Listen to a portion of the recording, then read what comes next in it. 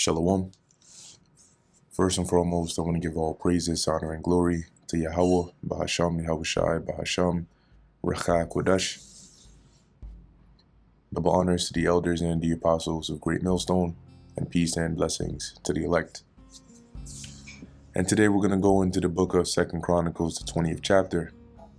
So, continuing in the reign of Jehoshaphat, we see here that, he had, let's just go back real quick.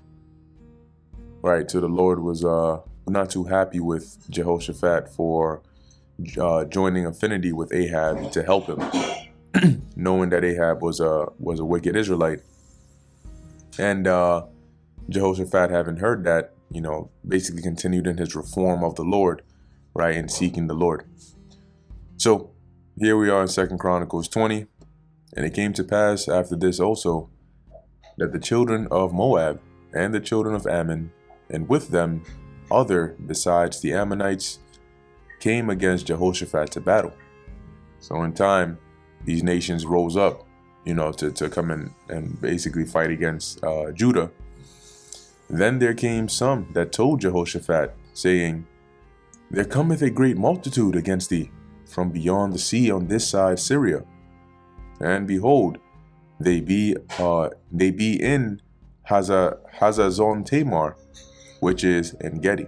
Now, something to point out here in 2 Chronicles 20 and 2, at least in this translation, regular KJV here, it mentions Syria, right, in the blue letter here, though this is more appropriately, or should be, Edom. All right, because, for one, when you look in the other translations, you'll notice they have it as Edom. And that's one thing that, you see periodically in certain verses in the blue letter, sometimes where it should refer to the Edomites, you see the word Syrian over there. And it could be a problem in the translation, who knows, right?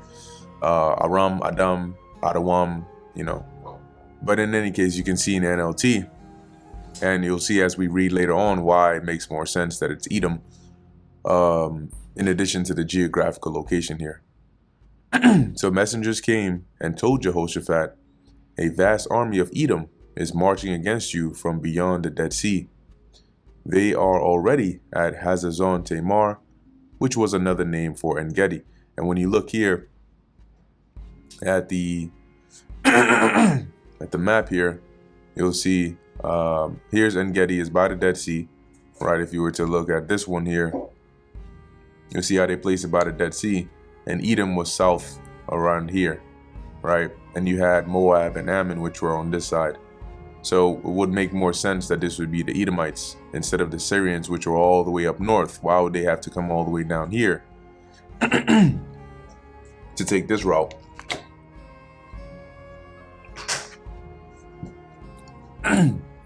But in any case, continuing. So where we at? So this is told to Jehoshaphat. In verse 3, And Jehoshaphat feared and set himself to seek the Lord Yahweh and proclaimed a fast throughout all Judah. And Judah gathered themselves together to ask help of the Lord Yahweh. Even out of all the cities of Judah, they came to seek the Lord. And Jehoshaphat stood in the congregation of Judah and Jerusalem, in the house of the Lord Yahweh, before the new court. So they were in the temple. And said, O Lord Yahweh, God of our fathers, art not thou God in heaven? And rulest not thou over all the kingdoms of the heathen? And in thine hand is there not power and might, so that none is able to withstand thee? Art not thou our God, who didst drive out the inhabitants of this land before thy people Israel, and gavest it to the seed of Abraham thy friend forever?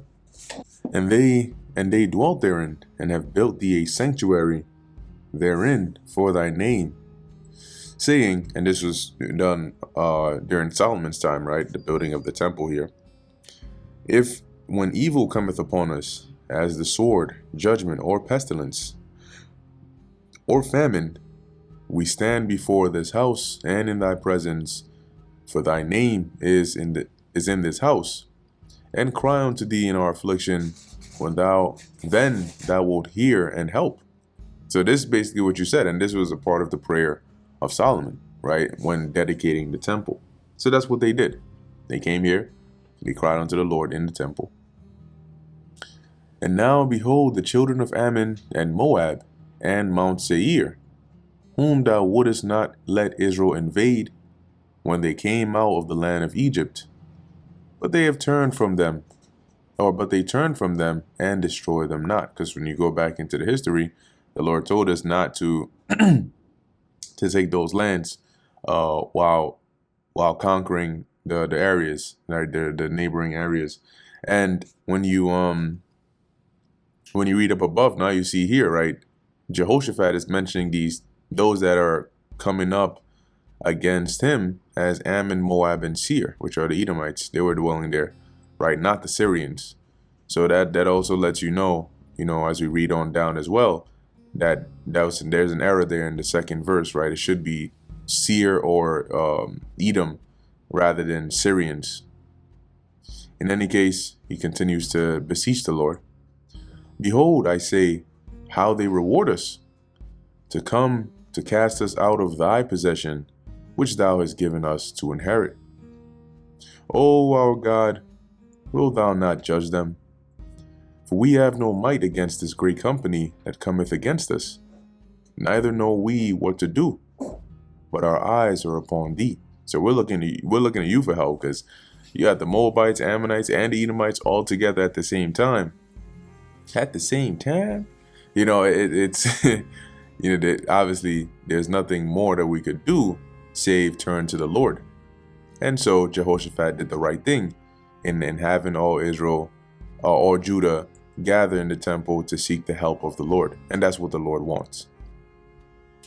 And all Judah stood before the Lord Yahweh with their little ones, their wives, and their children. Then upon Jahaziel, so you can imagine they're all there, right? Everybody's, some are probably praying in their head. Jehoshaphat is beseeching the Lord. So everybody's there waiting. And then all of a sudden, right, then upon Jahaziel, the son of Zechariah, the son of Benaiah, the son of Jael, the son of Mattaniah, a Levite of the sons of Asaph, came the Spirit of the Lord Yahweh in the midst of the congregation. And he said, Hearken ye, O Judah, and ye inhabitants of Jerusalem, and thou, King Jehoshaphat. Thus saith the Lord Yahweh unto you, Be not afraid nor dismayed by reason of this great multitude. For the battle is not yours, but the Most High's. So don't even stress about it, because it's not your battle to fight. All right, the Lord is going to take care of this. Tomorrow go ye out, or go ye down against them. Behold, they come up by the cliff Ziz, and ye shall find them by the end of the brook, before the wilderness of Jeruel, which was somewhere south, I believe, of Judah. Verse 17, Ye shall not need to fight in this battle. Set yourselves and stand ye still, and see the salvation of the Lord Yahweh with you. O Judah and Jerusalem, fear not, nor be dismayed. Tomorrow go out against them, for the Lord Yahweh will be with you. So the Spirit jumped on let's see, what was his name? Jahaziel, was it? Yeah, Jahaziel, to basically, the Lord spoke through him, right, to encourage and exhort Israel that I've heard you, and don't even worry about it. I got this. You don't even have to do anything. Just go out and witness what the Lord is going to do on your behalf. So this is what was going on in the southern kingdom. Meanwhile, you had all that wickedness that the northern kings were busy doing over there. Verse 18, And Jehoshaphat bowed his head with his face to the ground, and all Judah and the inhabitants of Jerusalem fell before the Lord, worshiping the Lord. And the Levites of the children of the Kohathites and of the children of the Korites stood up to praise the Lord Yahweh, God of Israel, with a loud voice on high. And they rose early in the morning and went forth into the wilderness of Tekoa. As they went forth, and if you just look up Tekoa here,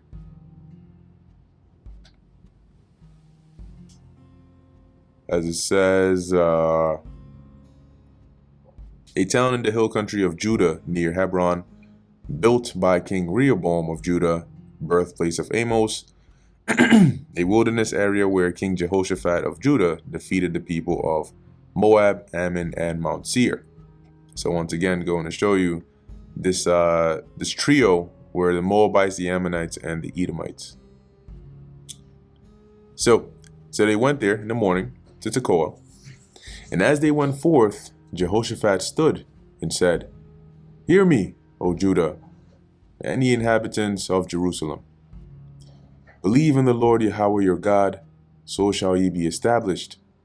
Believe his prophets, so shall ye prosper." And when he had consulted with the people, he appointed singers unto the Lord Yahweh, and that they should praise the beauty of his holiness as they went out before the army, and to say, "Praise the Lord Yahweh, for his mercy endureth forever." So while they're out there, right, on the battlefield, you could call it, they had the singers and everybody ready praising the Lord. So they came out there with confidence, to see what the Lord would do on their behalf, which is the right spirit to be in. And when they began to sing and to praise, the Lord Yahweh set ambushments against the children of Ammon, Moab, and Mount Seir. And ambushments in this case, the meaning of the word here is best used as like a snare, right, or a trap.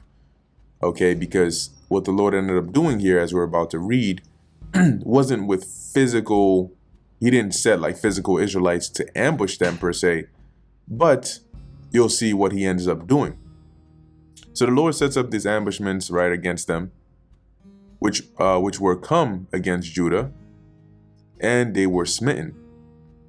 For the children of Ammon and Moab stood up against the inhabitants of Mount Seir, utterly to slay and destroy them.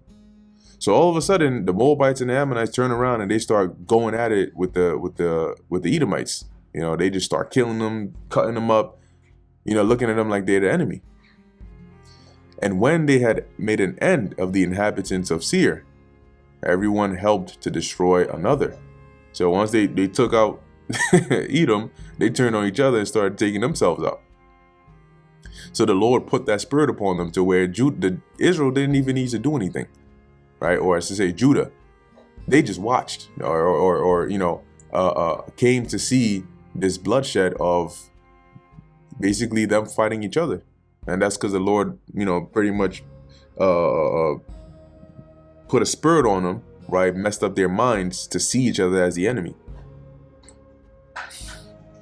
Now, could that have manifested as them actually looking like the enemy? Who knows, right? Like hallucinations, where you're seeing somebody, like you're seeing your fellow armsman, but he looks like an Israelite, and everybody else looks like Israelites to you, and vice versa. They're seeing you like you one of the Judites, and they just murking each other. Anyway, this is what happened. And when Judah came toward the watchtower in the wilderness, they looked unto the multitude, and behold, they were dead bodies fallen to the earth, and none escaped. That's it. So that whole large, huge army that came against them, just done, cooked, killed each other. And when Jehoshaphat and his people came to take away the spoil of them, they found among them in abundance both riches with the dead bodies and precious jewels, which they stripped off for themselves, more than they could carry away. And they were 3 days in gathering of the spoil, it was so much. So imagine that. You didn't have to do anything. Really, the Lord just brought you riches. You go on there and there was so much riches, so much spoil that it took them 3 days just gathering them. And on the 4th day, they assembled themselves in the valley of Barakah, which is Barakah.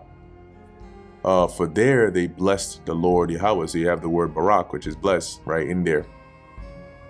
Therefore, the name of the place, or the name of the same place, was called the Valley of Barakah, on to this day. Then they returned, every man of Judah and Jerusalem, and Jehoshaphat in the forefront of them, to go again to Jerusalem with joy. For the Lord Yahweh had made them to rejoice over their enemies. So a situation that looked like one that would be their demise quickly turned to a pleasant surprise. Why? Because they turned and sought the Lord, and the Lord helped them. And they came to Jerusalem with psalteries and harps and trumpets unto the house of the Lord. And the fear of God was on all the kingdoms of those countries, when they had heard that the Lord Yahweh fought against the enemies of Israel. So the realm of Jehoshaphat was quiet, for God gave him rest round about. So back to peace. And Jehoshaphat reigned over Judah. He was 35 years old when he began to reign, and he reigned 20 and 5 years in Jerusalem. And his mother's name was Azubah, the daughter of Shilhi. And he walked in the way of Asa his father, and departed not from it, doing that which was right in the sight of the Lord. Howbeit the high places were not taken away, for as yet the people had not prepared their hearts unto the Lord Yahweh, God of their fathers. So that is to say that during his reign, they didn't take out all the high places and the groves, because not every Israelite, like Israel or Judah, not all of them had fully turned to the Lord. So there were still certain areas where there were not as much as before, but they were still worshiping these idols. Now the rest of the acts of Jehoshaphat, first and last, behold, they are written in the book of Jehu the son of Hanani, who is mentioned in the book of the kings of Israel. And after this did Jehoshaphat king of Judah join himself with Ahaziah king of Israel, who did very wickedly. And he joined himself with him to make ships to go to Tarshish, and they made the ships in Ezion-Geber. And we'll read about this, or we read about this in 1 Kings 22, which we'll see how that didn't really work out too well. But now we actually get the insight as to why it didn't work out. All right. So it says here, then Eleazar the son of Dodavah of Mareshah prophesied against Jehoshaphat, saying, because thou hast joined thyself with Ahaziah, the Lord Yahweh hath broken thy works. And the ships were broken, that they were not able to go to Tarshish. And when you read this, the wording is actually, there were ships of Tarshish that were trying to go to Ophir. And when you read here in 1 Kings 22 and 48, this is the parallel here, right? It says Jehoshaphat made ships of Tarshish to go to Ophir for gold, but they went not, for the ships were broken at Ezion-Geber. So now you see why, right? Why were they broken? Because the Lord had that happen because he did not like that alliance. So then Ahaziah the son of Ahab said unto Jehoshaphat, let my servants go with thy servants in the ships. But Jehoshaphat would not, because then he knew why the ships were broken, and he said, yeah, the Lord is not with this, so I'm not gonna try it again. And that brings us to the end of 2 Chronicles, the 20th chapter. Lord willing, this was edifying to the elect. In closing, I want to give all praises, honor, and glory to Yahweh, Bahasham, Yahweh Shai, Bahasham, Rachak, Wadash. And until next time, Shalom.